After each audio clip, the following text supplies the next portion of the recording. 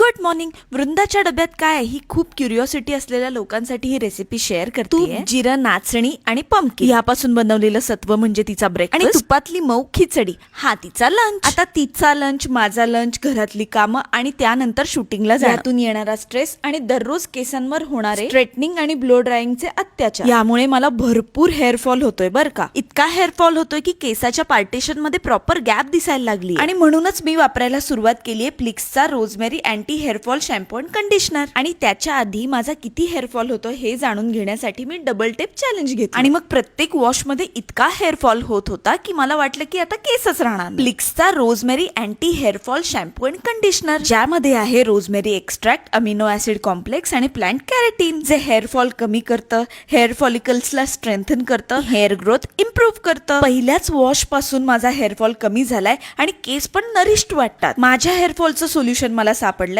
तुम्हाला पण होत असेल हेअरफॉल तर नक्की ट्राय करून बघा.